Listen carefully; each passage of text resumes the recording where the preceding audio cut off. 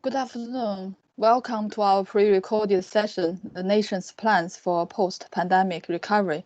I'm Wei Yang, Vice President of the RTPI. It is indeed a special privilege and a pleasure for me to host the session and speak with our top table planners of the 4 nations. Please let me introduce our guests. Dr. Michael Bingham, Interim Chief Planner, MHCLG. Neil Hemington, Chief Planner at the Welsh Government. Angus Kerr, Chief Planner, DFI, Northern Ireland. John McNairney, Chief Planner at Scottish Government. COVID-19 has impacted on every aspect of our lives. After the immediate health crisis, no doubt it will take years of efforts to revitalize our society and the economy. Decisions made in the government's recovery plan will have profound influence on people's lives across generations. There is a strong desire from the public to embrace these recovery measures to build a healthier, fair, just, and resilient world. I cannot emphasize enough the importance of our planning profession because it's about future, our future generations' future. Neil, the Well-being of Future Generations Wales Act 2015 played a key role in shaping the 10th edition of the Planning Policy Wales, published in December 2018, and the forthcoming National Development Framework 2020 to 2040. Can you please share with us on how the Act has changed people's mindset for long-term consideration across different departments and local planning authorities? Will the Act play a key role again in Welsh Government's recovery plan? Thanks, Neil. Thank you for that, Lee. Yes, I think it's fair to say that the Wellbeing Future Generations Act is always very high up in everything which we do within Welsh Government and in the public sector in Wales. For the audience, I think it's probably important that the audience understands that the Wellbeing Future Generations Act, the Planning Act, and indeed the Environment Act were brought through at the same time. So if you like, we have a trinity of legislation there. We've worked very closely with the Wellbeing Future Generations Act and the way we define sustainable development in Wales. So it's linked back to the Act. So everything we do through planning, through transport, through other related policy areas is very much linked to how we deliver sustainable development. We produced very early on a roadmap in terms of how we saw the planning system facilitating sustainable development. So key parts of that were looking again at Planning Policy Wales, as you've mentioned just now, creating a new national development framework, and also then how we practically implement that. And I'll say a bit about implementation at the end. So the Planning Policy Wales process was very much based on the Wellbeing Future Generations Act ways of working. So we have a series of goals and also ways in which we prepare policy and we act as a public sector. So things like how we involve people. So lots of inclusion there around involving people, ensuring that we address goals of planning policy and the Wellbeing Future Generations Act. So the two documents, if you like, were conceived together and work together, and they use placemaking as the key driving principle. So we're using placemaking as a way to operationalize sustainable development and the Wellbeing Future Generations Act for planning. So that work has now concluded, and we're on the implementation phase. So Planning Policy Wales is very much about, if you like, what I describe as the words. We've moved now on to the second part of that, which is the pictures, the National Development Framework, because I think there's a strongly held view, certainly in Wales, that a planning system needs to be spatial as well as, just words. Yes. So that element is now being developed. It will be subject to scrutiny, probably in the autumn now. It was due to launch into the public domain just as the pandemic broke out, so we had to pause. We've used that time to actually reflect on the National Development Framework and test it against, if you like, the new reality post-COVID. And because of the challenges and issues we were facing, those challenges and issues are still there after the pandemic. So issues around social, environmental, and economic inequalities. This pandemic has demonstrated one thing. It's demonstrated that those who have least have been impacted most. and we already had policies in train to address those issues in Wales. So for me, I think the issue there with National Development Framework is issues are still the same, the policy response is still the same, it's probably the speed at which we need to implement those changes that has increased. So we've done some work looking at that, and again, using the Wellbeing Future Generations Act as the organising principles for the National Development Framework, addressing well-being through the planning system. And the final part that we are now working on is what we're calling a placemaking charter. So that is a way to actually implement what's in Planning Policy Wales and the National Development Framework around those principles of placemaking again. A very inclusive way of developing policy, a large supporting group of all professions, including the RTPI, transport planners and others, looking at how the planning system can actually support placemaking. I think what we're trying to do in Wales is recognise that there needs to be people focused when it comes to planning. This is about planning for people and planning for the future, taking into account obviously things like the environment as well, but how do we address that in an inclusive way where people feel their views are valued? So a lot of what we've done is centred around that, with the Wellbeing Future Generations Act as the main organising principle.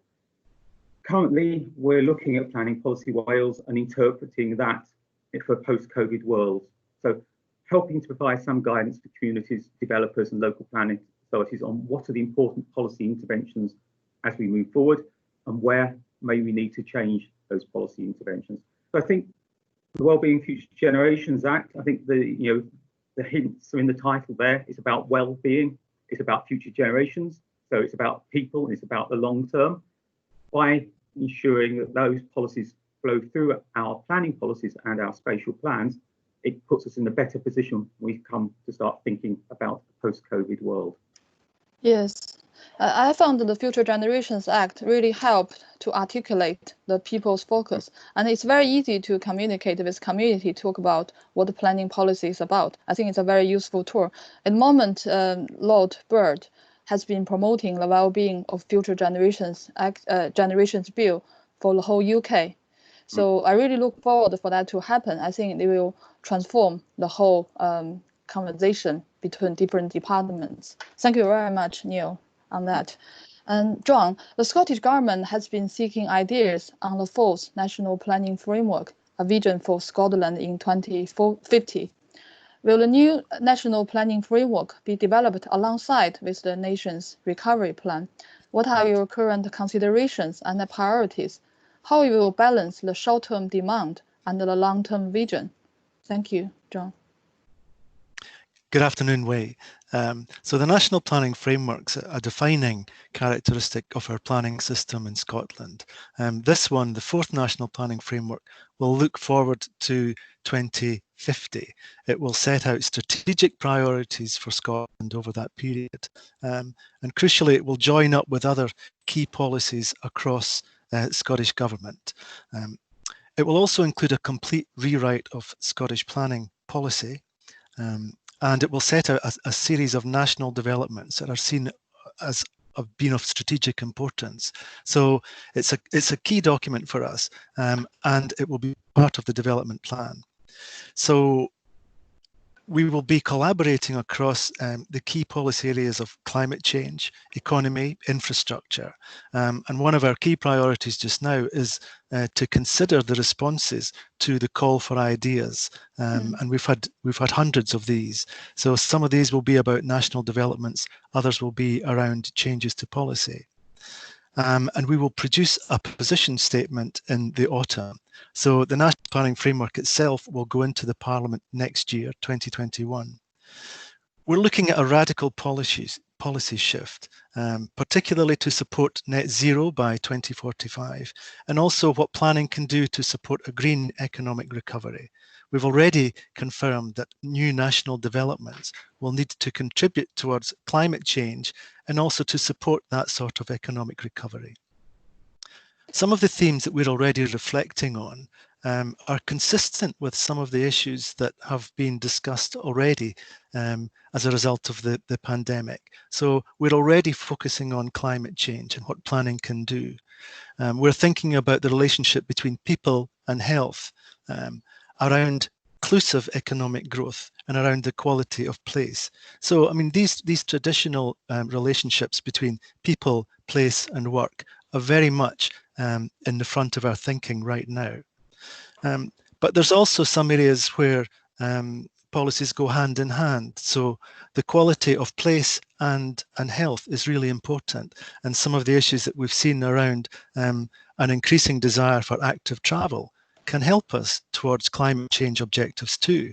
The widespread importance and recognition of good quality green space and green infrastructure is also in the forefront of our minds.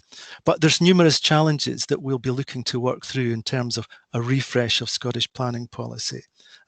That contribution to a green economic recovery, the role of our town centres and how they might change, the role of temporary uses, the delivery of good quality housing, health and well-being of our communities, which is to be central to our new development plans. Yes, that quality and access to good affordable housing and support for renewables and what that might look like in the future. So these are perhaps not surprising issues that we're reflecting on, but they're very current just now and relevant to us post-crisis. Yes, it's so encouraging to see planning can play such a key role to join everything up. And RTPI Scotland responded to the Scottish Government's call and suggested 10 big ideas. So we hope you can listen to our 10 ideas. And we really want to see changes that make it easier for planners to maximize our contribution and to building a more sustainable and successful Scotland. I think one thing I particularly want to mention is the COP26, which will take place in Glasgow, November next year. I think it's a very unique opportunity to demonstrate Scotland's vision of achieving net zero emission by 2045, 5 years ahead of the UK's 2050 target. So you mentioned the fourth national planning framework will play a key role in supporting the zero carbon emission. Could you say a little bit more about how we can join different sectors together to deliver this carbon net zero emission in a joint way, please? So thank you, Wei. So I think COP26 is a really important opportunity, both for Glasgow, for Scotland, but for planning as well. It's an opportunity to show leadership and credibility. And I think it's very fortuitous that the National Planning Framework will just have been placed in the Scottish Parliament just before COP26 takes place. And that, as we confirmed in our programme for government, the MPF can be a strong foundation for joining up and for showing resilient and clear action to meet our climate change objectives. So MPF4 is a good platform for us to build on in addressing climate change. And it can help in terms of the response in land use, in terms of that green recovery that I talked about earlier, and general economic recovery. So key areas of restoration of peat, of forestry, of carbon capture and storage, of green space and infrastructure.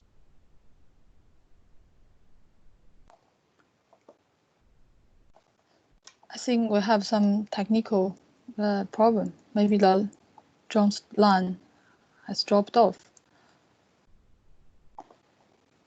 Maybe we'll come back to John's question later. Maybe let's move on to Northern Ireland.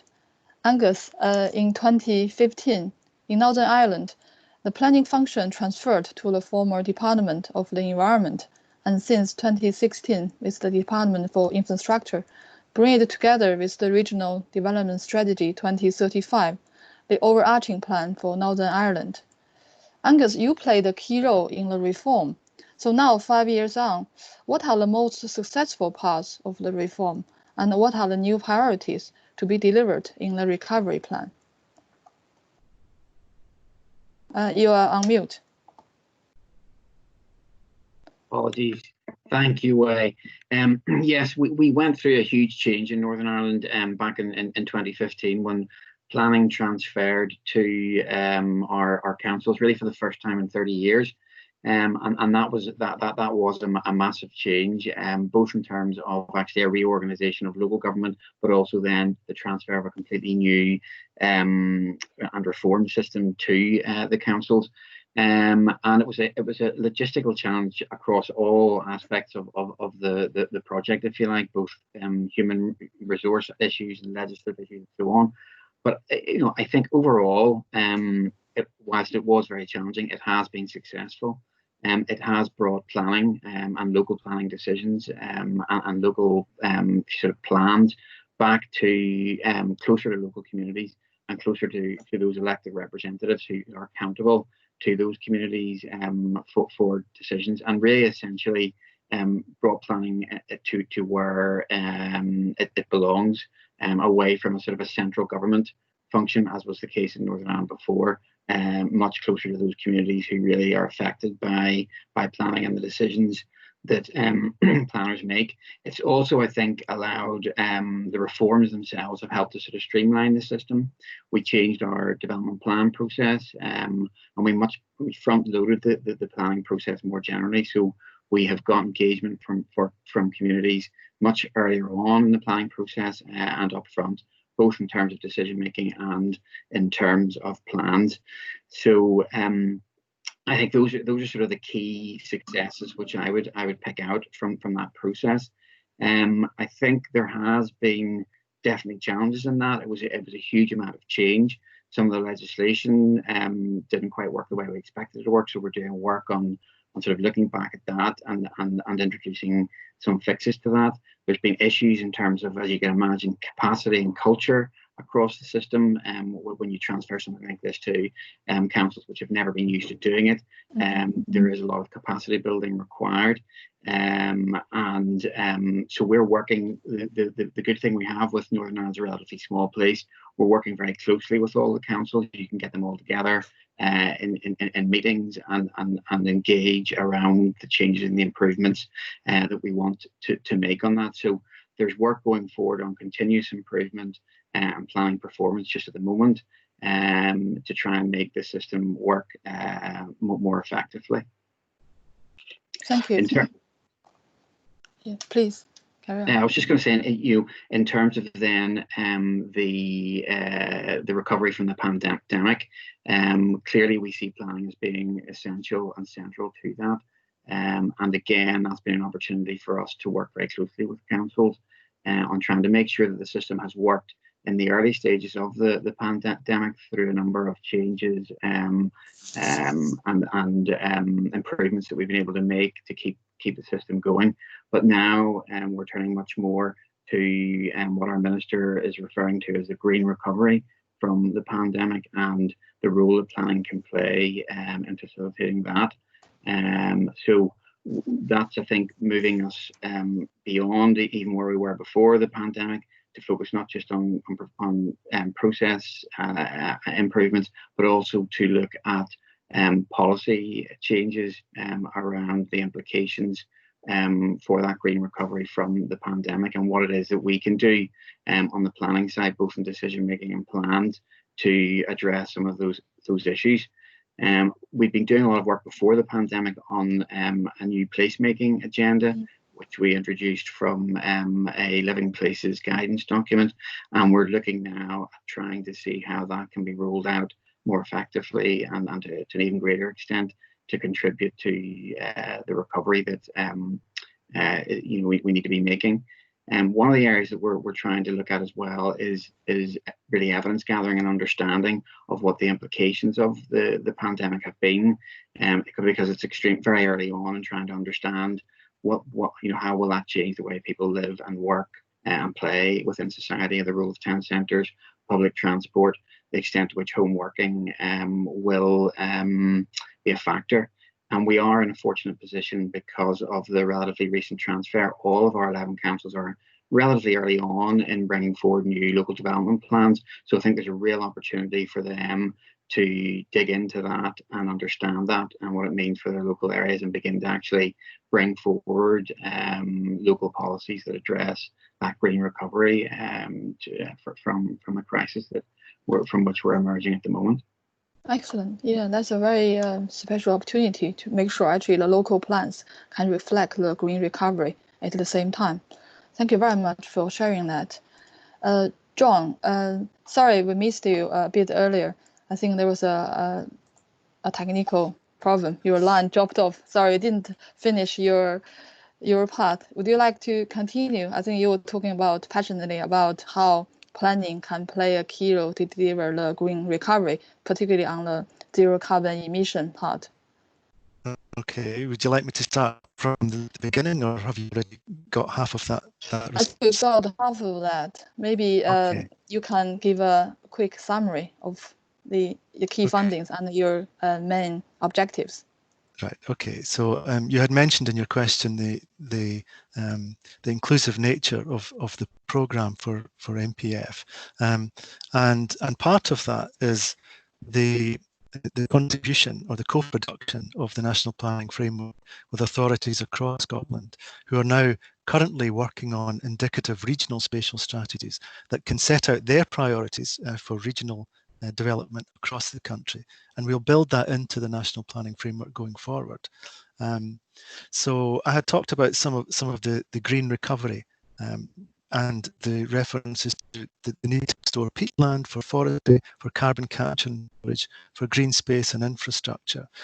But there's a particular flavour here in the recovery, which is about a well-being economy, and that needs to be informed by the work of our Just Transition Commission, which is essentially looking to ensure that the benefits of a low-carbon economy can be shared widely, and the costs don't disproportionately fall on those who are most disadvantaged in our society.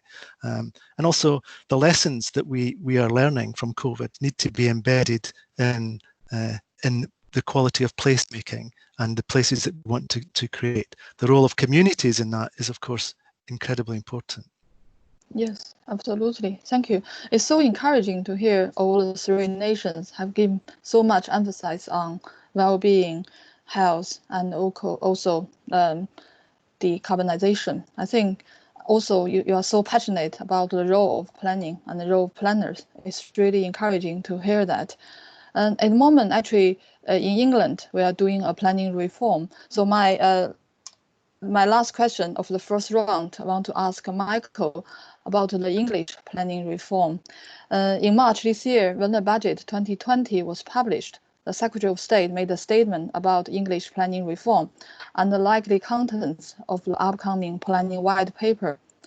Michael, can you please share with us on the current considerations and the priorities for the post-pandemic recovery and how we are going to link the reform and the recovery plan together, please? Thank you. Yes, hello, Wei, and it's a pleasure to speak to you today. The Planning for the Future statement that was published in March, I think it was the day after the budget, was very much a sort of starting point statement that ministers made about things that they would like to pursue through planning reform during the course of this year. And I think it still is a good starting point for thinking about the future of planning in England and planning reform in England. And it flagged some very familiar things we're conscious of. So it flagged the importance of a plan-led approach to meeting our needs, making better use of brownfield land, helping people get on the property ladder, building more beautiful and sustainable places, and crucially getting not just our processes, but our resources right for the planning system to function effectively. And COVID clearly has changed our lives, and it will change planning reform as well. But I don't think it changes some of those fundamentals as still being relevant considerations. But what it has done is make us question whether the system as it stands at the moment is the best way of delivering on all of those things and indeed on our wider objectives. So is it the best framework for meeting our environmental requirements, our social needs, our economic needs, particularly as we're going to face some rocky economic times now, as well as trying to address the imperative of climate change. So, for example, is the system that we've got one that provides enough certainty where it's needed on things like design and the environment? And you'll note that the Environment Bill, which had to be paused because of the COVID crisis, already proposes a mandatory approach to biodiversity net gain, and we're committed also to introducing a national model design code. So those are both ways in which we're already talking about ways of introducing greater certainty into the system, and is that something that we should build on? Conversely, is the system flexible enough when it needs to respond to rapid change? Something which COVID perhaps above all else has highlighted. So we know we're going to face some challenges on the high street, for example. Is that an area where planning needs to respond more flexibly to the sort of changes that may well be taking place? So there are some big issues there that we need to consider alongside things that were already on the table back in March. And there are a number of things that we're intending to take forward during the rest of the year that will reflect all of that. So yes, there is still an intention to produce a planning white paper at some point. We will be responding to the recommendations of the Building Better, Building Beautiful Commission that set out a very wide-ranging and challenging agenda for how we refocus planning around not just design, but broader issues of placemaking and sustainability. The Environment Bill hopefully will restart its passage through Parliament before very long now. And at some point, we will also need to make further changes to the National Planning Policy Framework to pick up on all that and ensure that we've got the sort of policy framework that is fit for the future and addresses all the things that colleagues have been talking about. Thank you. Yeah, it's good to be forward thinking. In April, RTPI published our paper on priorities for planning reform in England. The paper demonstrates how a well-resourced digital planning system is essential for the delivery of the government's build and the environmental goals. And how a user-friendly system is an essential support for a 21st century leveling up agenda. What we feel is actually, at the moment, there are a lot of argument about the purpose of planning. Particularly in the last 10 years, there has been a significant budget cut in planning services. As you mentioned on the Building Beautiful report mentioned, planning service is an essential public service. How we can ensure the long-term public interest can be safeguarded in the reformed planning system? You're entirely right, Wei, that the public interest and a well-resourced system and a system where the resources match the demands on it are crucial considerations in terms of how we take planning reform forward. To take the public interest point, in many ways, the public interest is why we have planning in the first place. It is there to operate in the public interest. And so it's central to the way that planning should operate and to the things that we're bearing in mind as the system is reformed further. And to safeguard the public interest, it's crucial that public engagement is early and effective. And that's one of the reasons why we and others have continued to stress the importance of a plan-led approach wherever possible. I mentioned the Building Better Commission just now, and they used the phrase bringing the democracy forward in the planning system. And I think they're right that things like plan making and other tools that promote early public engagement are critical so that the input of the public is proactive rather than reacting to things that people feel is happening to them.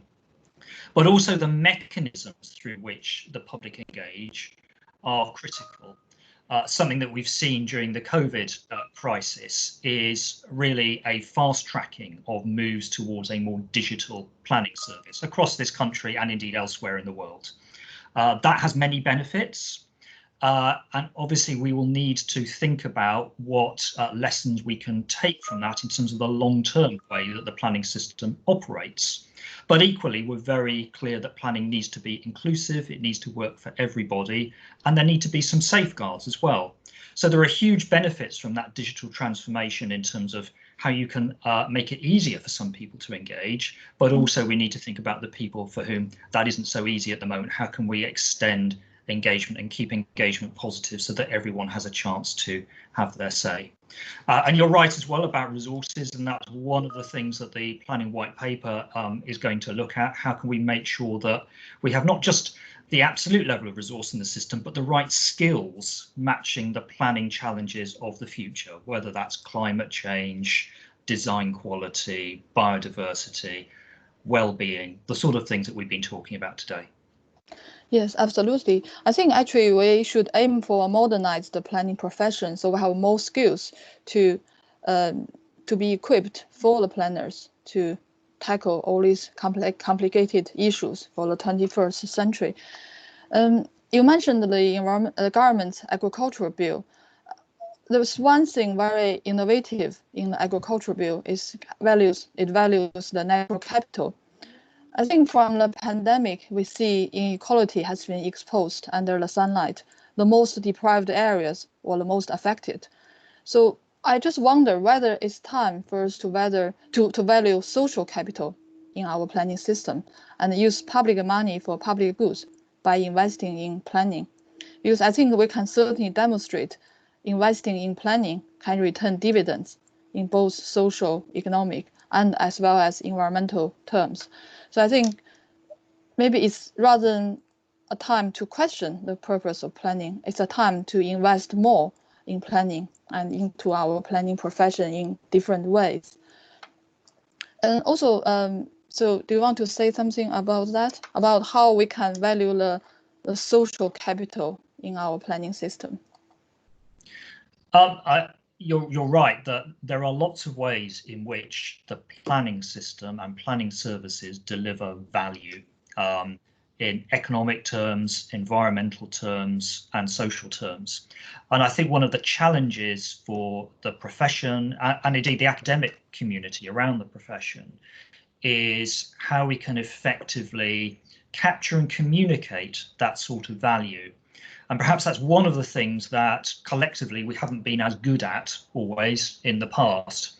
There are lots of critics of planning out there, as we all know, and demonstrating the value in all of its different dimensions is difficult, but an essential task, I think, for all of us. Yes, I think there's an urgent need for us to be modernized because I think during the COVID-19 impact, all the nations have required the local authorities to adopt innovative approaches to keep the planning system working during the pandemic. A recent report published by the UCL Center for Advanced Spatial Analysis found out actually in the UK, there has been a strong focus on enabling customer service. So for example, we can make an application or viewing application, planning application online, or we can request a parking permit online from the console quite easily. However, the big data has not been well used to inform evidence-based decision-making process on planning. I think that's an area we could improve much more, especially now with the COVID-19 tracking app being utilized in the UK. I think it actually brings a very unique opportunity for us to capture the big data and to support our decision-making process in planning in the future. So it's a question to all of you. So how easy or difficult you feel to make this happen? What are the barriers for us to capture this data and then make our planning decisions much better, well informed by the real evidence? Shall I ask Michael first, because you mentioned that? Yes, certainly, Wei. That has to be part of the digital transformation of planning. Part of the digital agenda is about improving access to planning and the efficiency of planning transactions, if I can call it that. But another part has to be the way that data is used in a smarter way. so that we're very keen, for example, to have more systematic standards for data that can be used across the sector, so that things are communicated in a common language and are much more openly available and easy to manipulate in ways that can be helpful to those that are preparing plans, for example, but also to users of the planning system. And this relates to so many different dimensions. For example, people seeking to find land, understand the policies that might apply to a particular area. So, you know, there's huge potential here in terms of how we use that data. There are barriers as well, clearly, in terms of who owns data, how you ensure that the right skills are in place to make use of that data, issues of transparency. Those are various things that we've been seeking to address. We have a digital program within our department that's been working with a number of innovative pilot projects, and will continue to do so. So we're very keen on taking that forward to answer some of these big questions in terms of how we make the best use of data. Thank you, Michael. John, do you have anything you can share from the Scottish Government point of view? Thank you, Wei. So we're preparing a digital strategy for planning in Scotland that we hope to launch in the autumn. And we expect that will be transformational. We've been working on it for 18 months now. We've been looking at the art of the possible, and we've provided a link to an online mapping tool to help authorities working on the regional spatial strategies. And I agree with what's been said by Michael about the importance of data. That will have to be a strong plank in our work going forward. I think that there's an appetite to share data, whether that's about infrastructure or environment or climate change. But we need to ensure that we have the right data and that there are standards and governance around the data that we gather. So there's a rich opportunity for planning to make much better use of data, to promote better placemaking, to promote stronger development plans where we can be more certain about the delivery of what's in our development plans. And of course, there's the community engagement side of all this as well, how they can use data and use that to better understand and inform influence to their places. Thank you, John. It's really encouraging to hear that. And Angus, how about Northern Ireland? Do you have anything you want to share with us about your agenda for the digital transformation of planning? Yes, thank you, Wei. In Northern Ireland, we have really just been coming to the conclusion of work to try and introduce a new shared planning IT system across the whole of Northern Ireland, between central government and local government. And I think that's going to be a real good opportunity for us to deliver a much more interactive and better online planning tool than the one that we have at the moment, both for citizens and for all the key stakeholders involved in the planning process. And I would say, in terms of if you like, the pandemic, it has actually highlighted for us the importance of digital work in relation to planning, and it's actually highlighted some of the kind of outdated approaches that we have in Northern Ireland in some of our legislation. So we are looking at trying to actually change that so that we can actually rely much more heavily on the digital aspect. And I would agree certainly with what Michael and John have said about and yourself about the use of big data for key planning policy issues going forward. And I think that's going to be very important, and it's something that we're certainly exploring. My experience of that is that making those links in relation to the big data correlations and so on that can be so helpful actually is very much about relationships, and it's about the way planners interact with other government departments or parts of their council and so on, that actually sometimes quite serendipitously produce some of these links that work then very effectively in terms of trying to develop better policies or have a better understanding of the outcomes of some of the planning measures that we've tried to introduce. So I think that's about encouraging and inspiring and planners to be open to those links and to taking advantage of them when they see them in terms of the work that they're doing anyway across the planning system. Thank you very much. Neil, do you want to share some of your thoughts, please?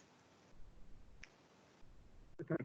I think, as well as the sort of transactional side of planning, in terms of how we process things, I think the biggest challenge for planners is actually how we create plans in a world where the world is getting used to big data, which is available now. So if we're producing plans which take 4 years to produce, and the data is 4 years, 5 years old, what credibility do those plans have? So really, I suppose it's a challenge to the profession. If we're in a situation where we've got big data, we've got data which is at our fingertips, we're all used to seeing how many people are on public transport today from Google and things like that. How do you start to build that into a plan making process, which is quite a lengthy process? If you don't, I think the credibility of the whole system starts to come under challenge. I have plans in Wales now going through the system which have evidence collected in a pre-COVID world based on economic forecasts, for example. How credible are they now? So for me, as planners, if we want to forward plan things, and I think we've all agreed that's the way to go for certainty and for community buy-in, how do you actually ensure that you can have agile plans which use data, which is as up to date as possible? And that means, I think, not only working with local authorities and data providers, but also working with people like the Planning Inspectorate, because they will have a view on the evidence base for all of these plans. Certainly in England and Wales, that's the case. Thank you so much. It's really interesting to see all our national planners are so forward thinking. I think we are towards to the end of our session. I'd really want to use last 5 minutes just to give it to our future planners and our young planners. So as chief planners, you are role models in our profession. The RTPI has developed several initiatives to attract future talents join our profession. So could you, sorry, I only have 1 minute left for each of you. Could you please share with us, particularly with our young and future planners, so why you became a planner at the first place, and what is the most rewarding part of your job or your planning career? Can we have 1 minute each, please? Start from Angus, please. Thank you, Wei. Well, I mean, I suppose the reason I became interested in planning goes back to studying geography, like many planners, and an interest in places and spatial issues and matters. I'm actually, I think, a desire to want to make a difference and to want to make things better. And I think that's really important. And I see that when I talk to the planning students in Northern Ireland, certainly in the universities that we have there. And that's something that I would really encourage planners to keep at the forefront of their mind and to make sure it is about making the place better for people and for communities. And I suppose one of the things that I really enjoy about planning is there's never a dull moment.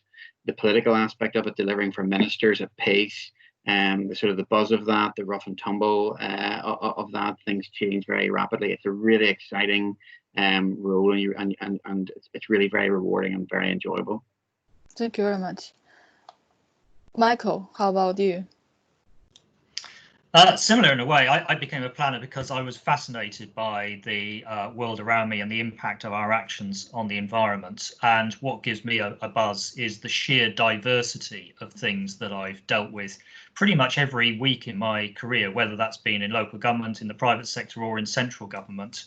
We deal with so many different aspects. And as Angus said, we do have the ability to make a difference to people's lives if planning is used positively, as so often it is. So no day's ever boring, and planning is and will remain, for me, a very exciting career. Thank you very much. John, how about you? Thank you. Well, I became a planner from a very strong interest in geography and mapping when I was at school, and that led me to choose a planning course, which was very broad in its teaching around design and placemaking.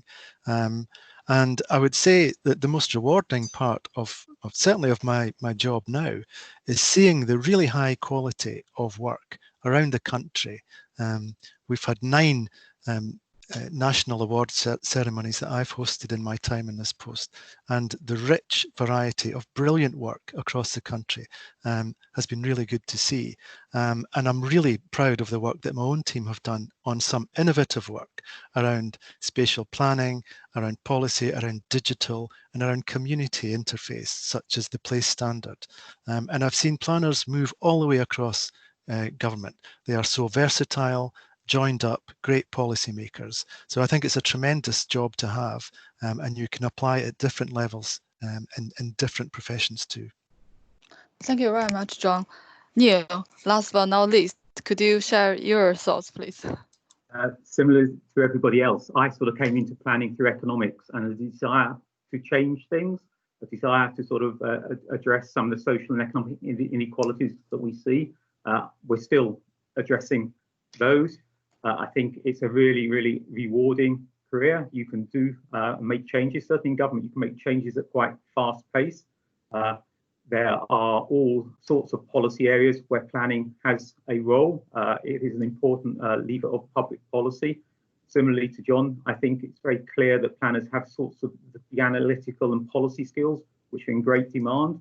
They can see the bigger picture. There aren't many areas where you have to look across the breadth of social, economic and environmental considerations all at the same time to come up with a coherent policy. So for me, it's one of those things which brings together all the best of planning, all the best skills which people have. Thank you so much, Neil. Michael, Neil, Angus and John, I think we are towards to the end of our session. Thank you so much for sharing your insights and thoughts with me and with our audience. The planning profession plays a crucial role to make connections between plan making and placemaking. We need to be proactively engaged in shaping and delivering the post-pandemic recovery plan. Let's work together to champion the value of planning and make our recovery plan a green recovery plan for all. Thank you very much for joining us today. Thank you. Thank you, Wayne. Thank you.